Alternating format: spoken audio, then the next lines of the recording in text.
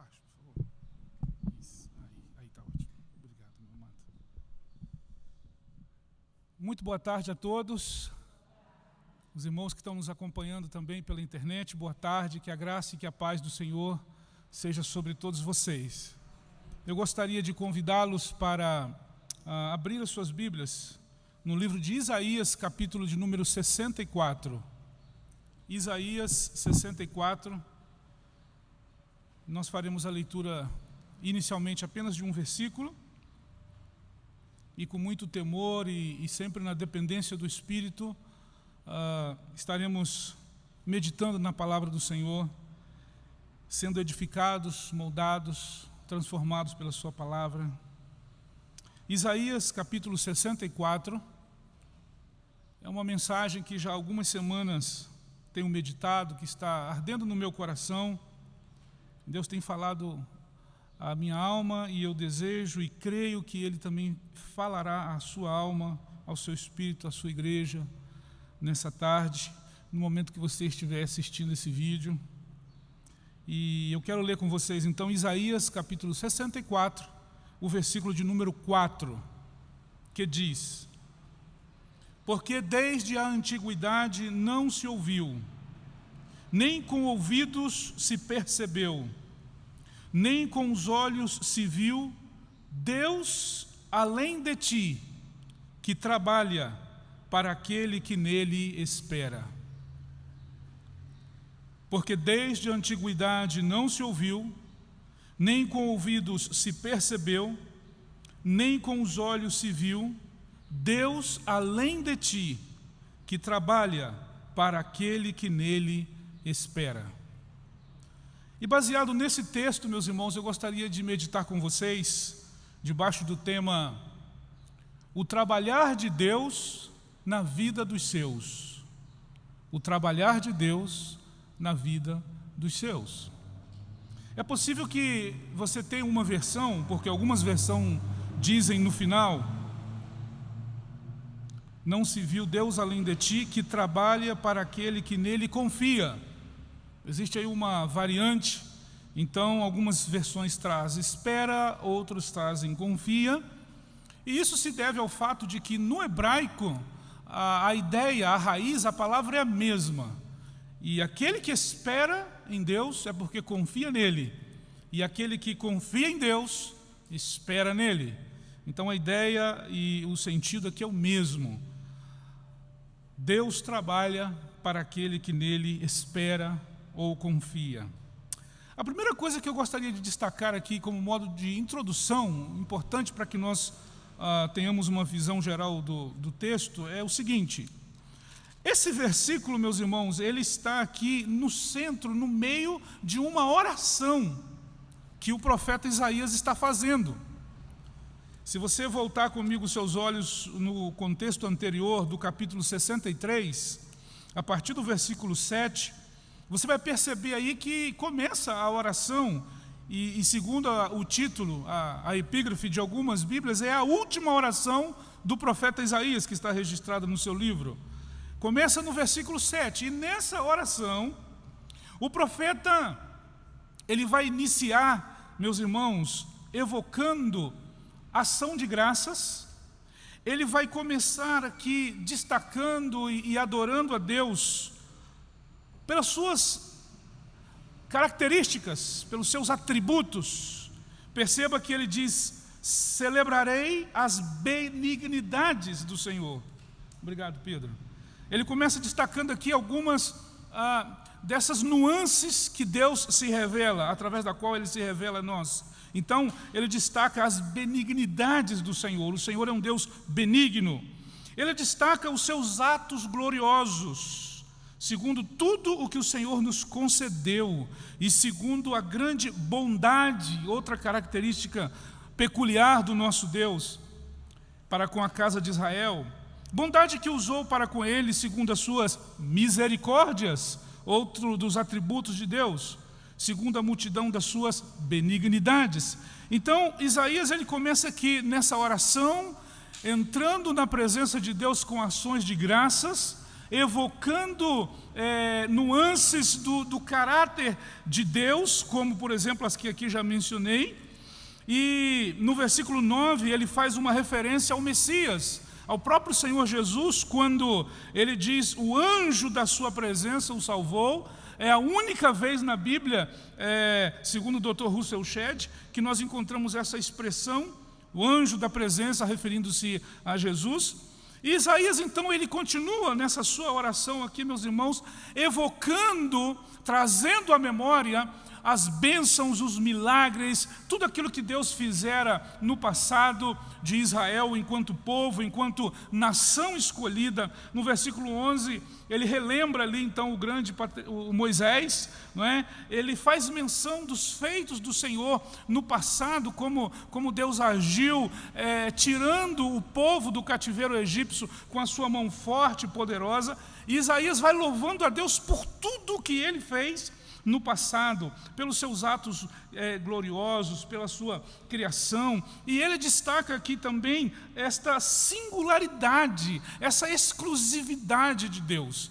Isaías coloca Deus e apresenta aqui esse seu caráter, essa sua característica de único Deus verdadeiro, único Deus poderoso, esse que não há outro como Ele. Inclusive nós cantamos aqui hoje já: não há Deus maior, não há Deus melhor, não há ninguém como o nosso Deus. E é o que o profeta Isaías faz aqui, como que um contraste, especialmente quando ele ele apresenta Deus Jeová em contraste aos deuses pagãos das nações vizinhas de Israel. E isso é uma constante, irmãos. Em todo o livro de Isaías, você vai encontrar versículos mencionando e destacando essa exclusividade, que Deus é único, Deus é singular, Deus é especial. Isaías evoca para isso nessa sua oração, ele evoca os feitos de Deus.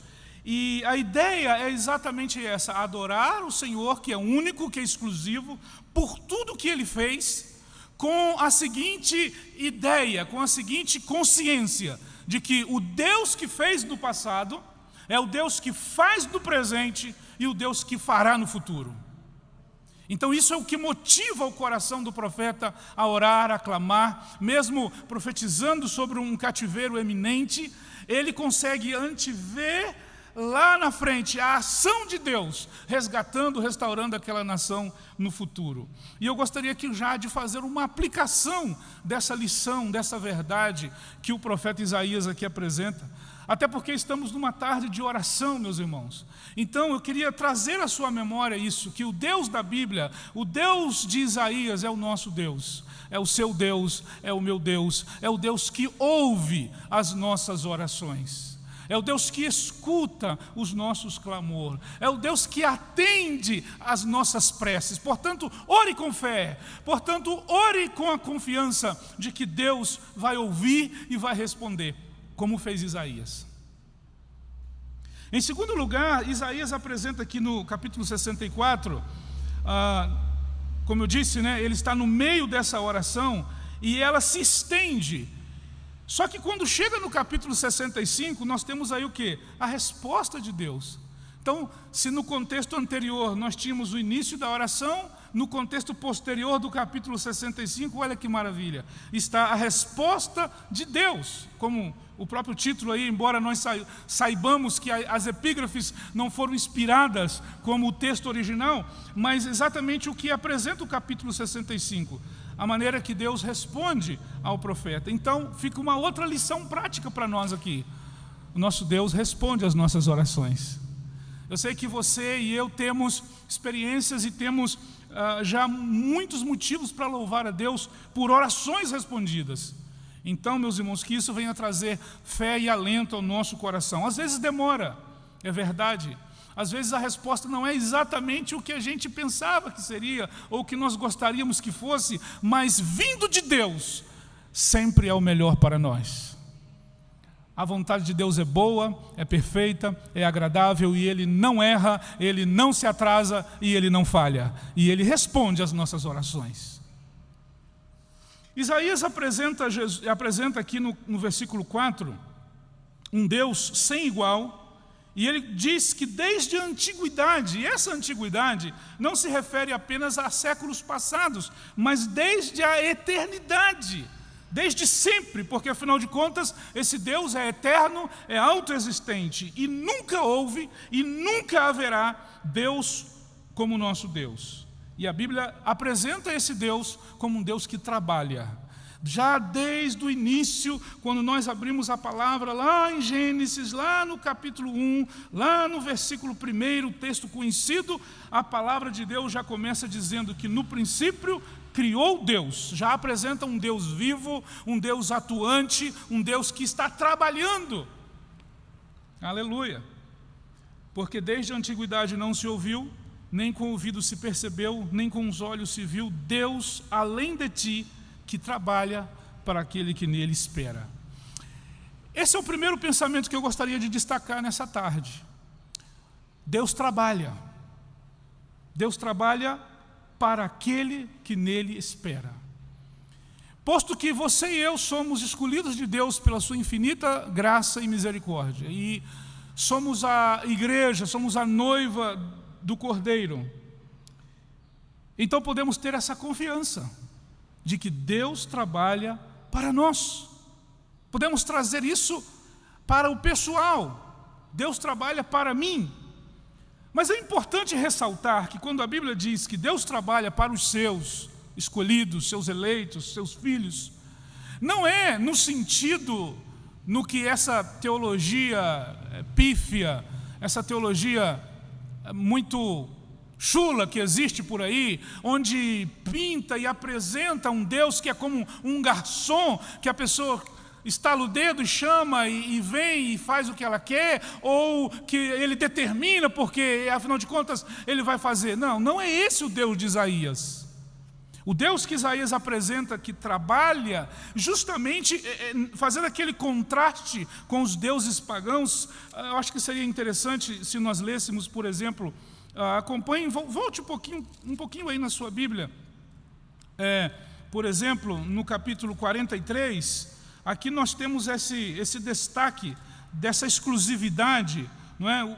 Todo o capítulo 43 fala sobre isso, mas o versículo 10 diz: vós sois as minhas testemunhas, diz o Senhor, o meu servo a quem escolhi, para que o saibais e me creais, e entendais que sou eu mesmo, e que antes de mim Deus nenhum se formou, e depois de mim nenhum haverá. Eu sou o Senhor, e fora de mim não há Salvador.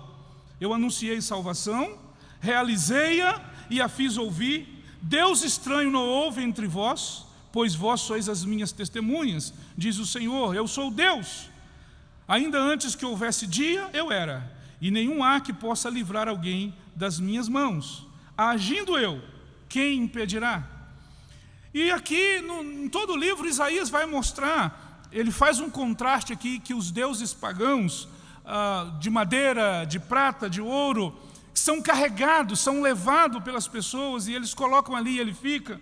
E o que Isaías apresenta, o contrário, um Deus que formou, criou e que carrega o seu povo, que carrega os seus filhos no seu colo, que cuida deles, que os assiste, que os ampara, que trabalha para eles. É nesse sentido. E ele faz isso para revelar a sua glória, para revelar o seu amor, para a glória do seu nome, justamente para mostrar que não há Deus como o nosso Deus. Ele trabalha. E ele quer dizer com isso que é um Deus relacional. É um Deus que tem comunhão com os seus.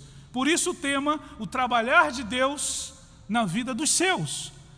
Irmãos, isso é uma verdade maravilhosa e profunda.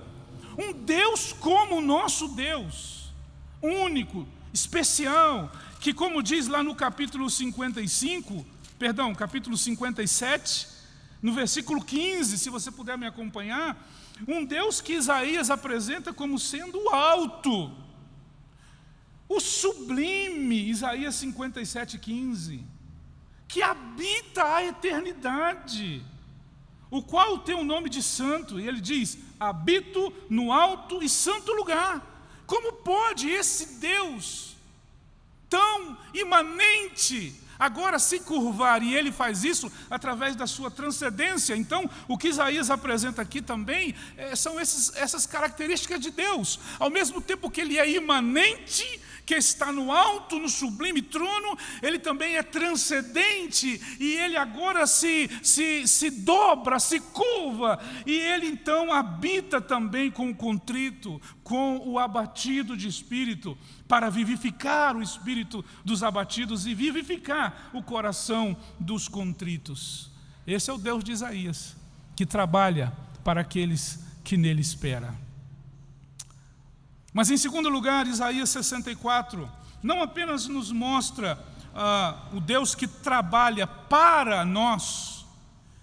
No livro de Isaías, na vida de Isaías, em toda a Bíblia, é claro, nós encontramos também a realidade e a maravilhosa verdade de que esse Deus, que em primeiro lugar trabalha para nós, em segundo lugar, ele trabalha em nós. Isso nós podemos ver tanto na vida do profeta Isaías, quanto na vida do próprio povo de Israel. E eu queria que você me acompanhasse no capítulo 6 de Isaías, para que possamos ver um pouquinho o trabalhar de Deus em Isaías. Deus trabalha para nós, mas Deus trabalha também em nós. Um capítulo conhecidíssimo fala sobre a visão de Isaías, sobre o seu chamamento. E para que você perceba mais claramente o trabalhar de Deus em Isaías, eu queria que você observasse, ainda no capítulo 1, que quando o livro se inicia, capítulo 1, versículo 1, já começa com Isaías tendo visão. Visão de Isaías, diz o versículo 1, filho de Amós, que ele teve a respeito de Judá. O livro já inicia com o profeta já tendo visão. Então, ele já tinha esse ministério, ele já estava trabalhando.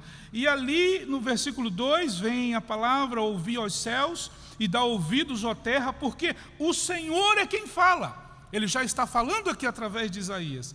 E o profeta começa, meus irmãos, a partir do versículo 4 do capítulo 1, a trazer aqui algumas profecias, alguns oráculos. E se você perceber, vai estar aí como uma constante a palavra ai. Note, capítulo 1, versículo 4, Isaías diz: ai desta nação pecaminosa. Depois do capítulo 2, também novamente a visão de Isaías, e ele continua. No capítulo 3, versículo 9, ai da sua alma, aparece outra vez ali.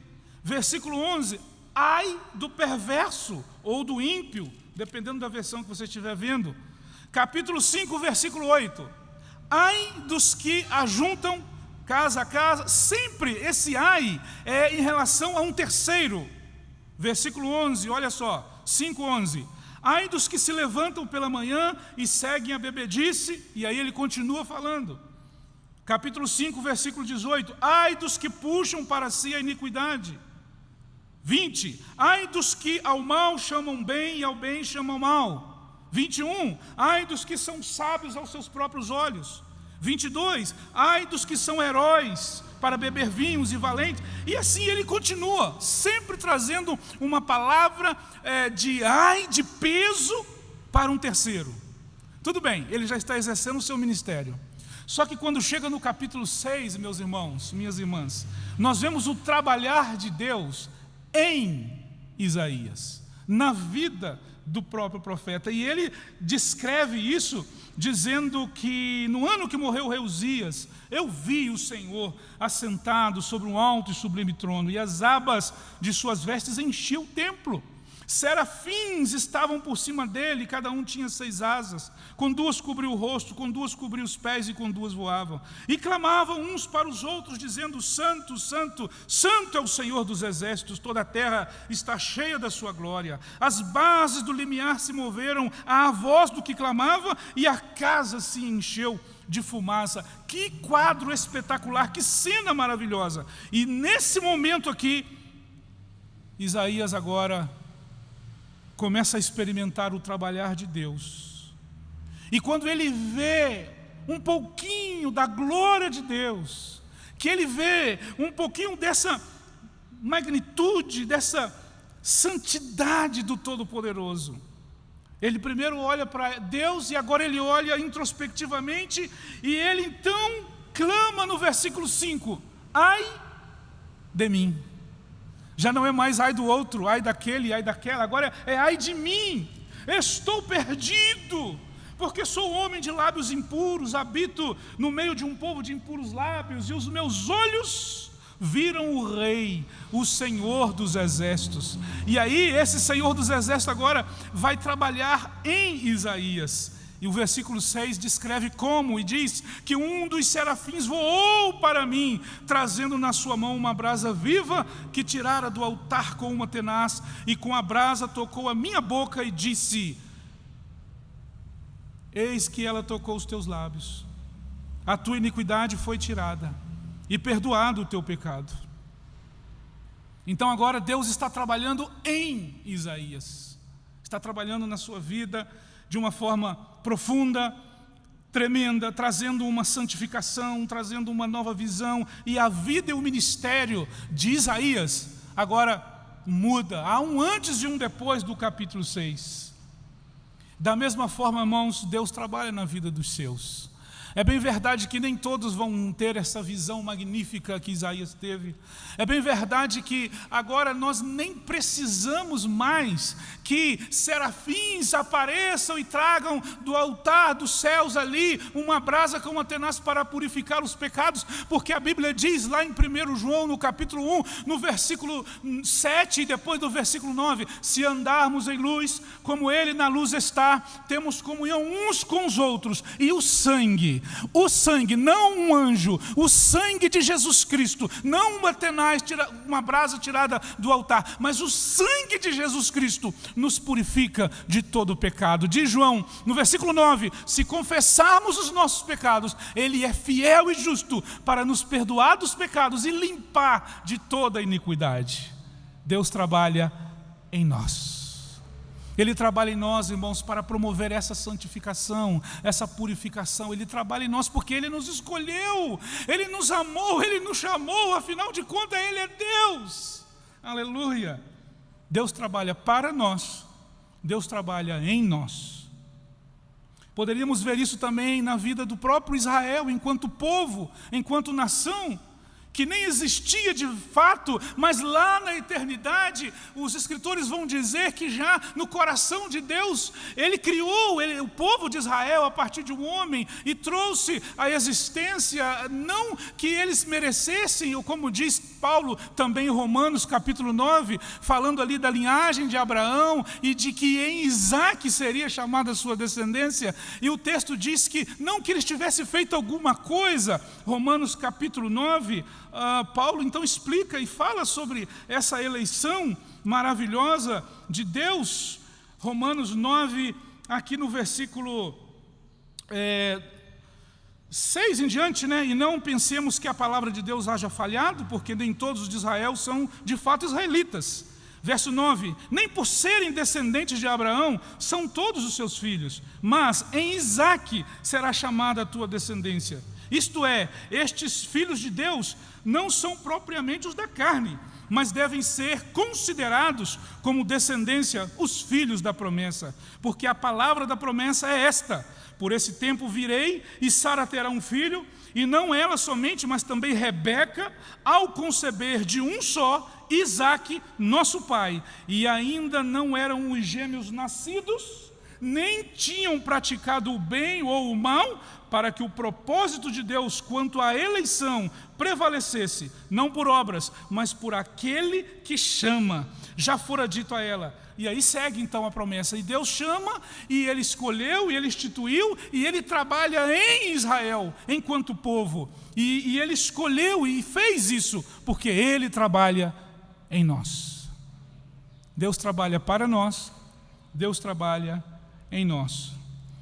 Mas há um terceiro pensamento que o próprio Isaías nos faz pensar. Ainda no capítulo 6, nós encontramos a verdade de que Deus trabalha apesar de nós. Primeiramente para nós, em segundo lugar em nós, mas também Ele trabalha apesar de nós. Note que o próprio profeta disse falando das suas limitações, falando do seu contexto, ele vai dizer assim: olha, eu estou perdido porque sou homem de lábios impuros e habito no meio de um povo de impuros lábios.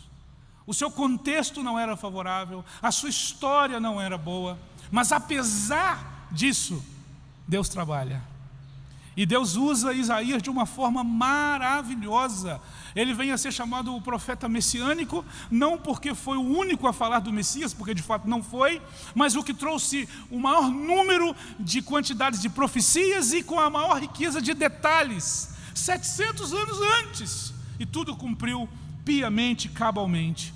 Deus usou Isaías, apesar da sua limitação, apesar do seu contexto, apesar da sua natureza, apesar da sua humanidade. Esta é a grande verdade que nós encontramos. Deus trabalha apesar de nós. Louvado seja o nome de Jesus para sempre. Novamente, o povo de Israel também é exemplo. Novamente, o povo de Israel também nos serve e nos fala de que Deus trabalha apesar de, não obstante a, Deus trabalha. O povo de Israel, a quem Deus escolheu para, através dele, trazer a linhagem do Salvador ao mundo. O povo de Israel, Isaías 63, versículo 15, diz assim: atenta do céu e olha da tua santa e gloriosa habitação.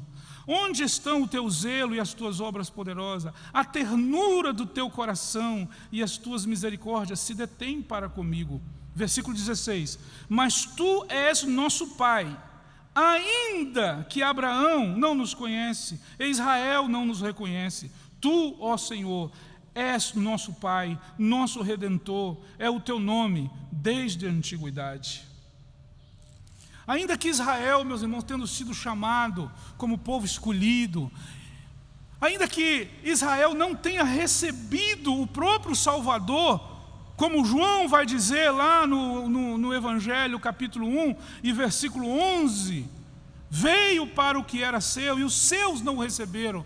Ainda que Israel não tenha cumprido no Antigo Testamento a sua missão, que era de natureza centrípeta, no sentido de que ele deveria atrair as nações para o verdadeiro Jeová, apesar de todos os pecados, apesar de todas as falhas de Israel enquanto povo, apesar de tudo, Deus cumpriu o seu propósito.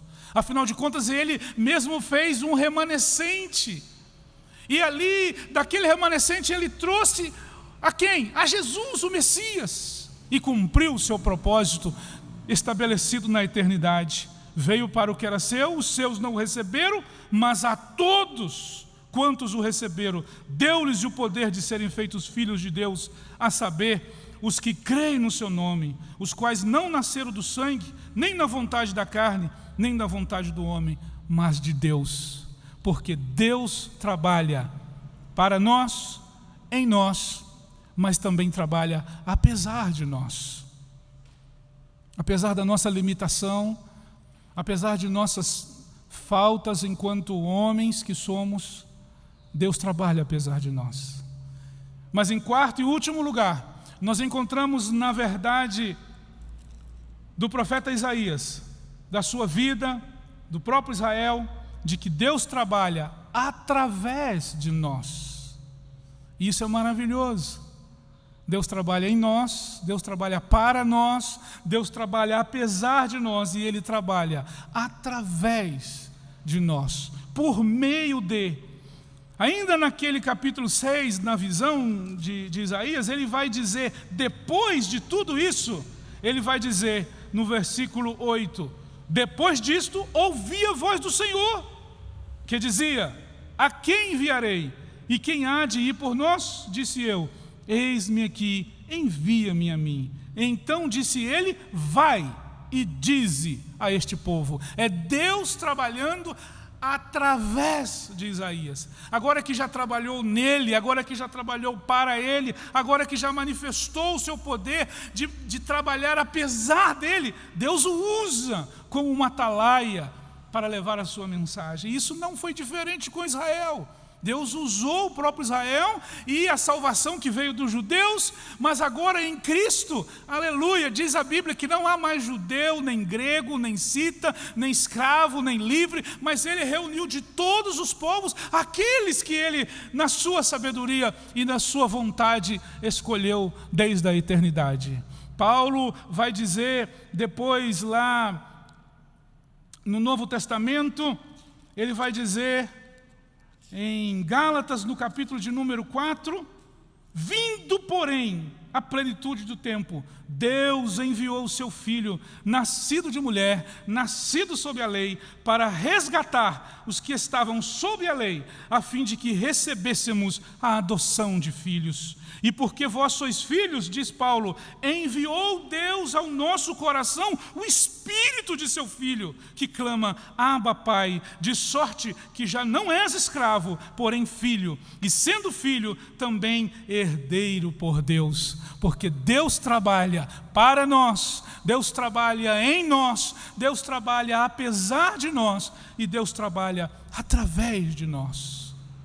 Essa palavra de Isaías, ela vai ecoar no Novo Testamento, e é Paulo também quem dá eco a esse mesmo trecho que nós lemos de Isaías 64.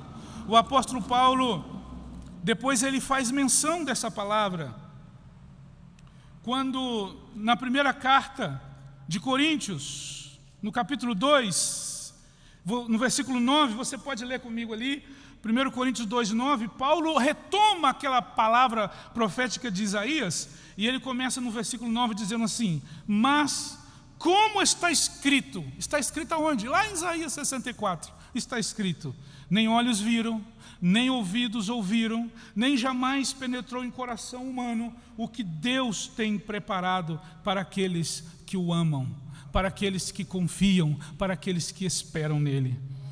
E o sentido desse versículo é exatamente isso. Aquilo que Deus tem preparado é a manifestação de seu Filho Jesus Cristo, que nos alcançou pela sua graça infinita. Aleluia! Porque Deus trabalha para os seus, Deus trabalha nos seus, Deus trabalha apesar das limitações dos seus, Deus trabalha através dos seus. Eu queria que você saísse daqui nessa tarde com essa certeza, com essa convicção, que a despeito de suas limitações, apesar da sua natureza e da minha também, que é pecadora, que é má, que é totalmente depravada, não obstante, por causa dos méritos de Cristo, Deus trabalha para você, meu irmão. Deus trabalha para você, minha irmã, para te abençoar, para te edificar. Alguém diz assim, mas por quê? Qual é o propósito final? Afinal de contas, Deus usa a sua palavra, Deus envia o seu Espírito, para quê? Paulo responde isso em Efésios capítulo 4, quando ele diz, falando sobre os dons que o próprio Deus concedeu aos homens, provando que Deus trabalha através dos seus. Diz Paulo que ele, Deus, Ele mesmo concedeu uns para apóstolos, outros para profetas, outros para evangelistas e outros para pastores e mestres.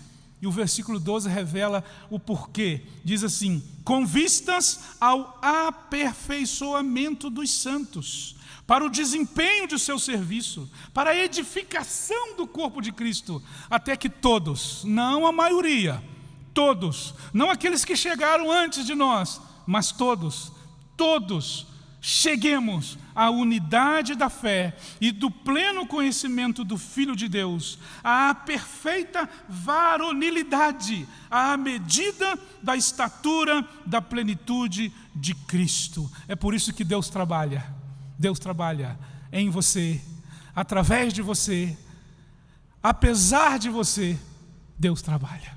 Eu queria que essa mensagem falasse ao seu coração nessa tarde. Eu queria que o Espírito Santo, ao momento que você assistir esse vídeo, fosse edificado uma e outra vez. Que o Espírito de Deus possa falar mais profundamente, mais claramente, e que você possa, meu irmão e minha irmã, glorificar o nome de Deus cada dia mais.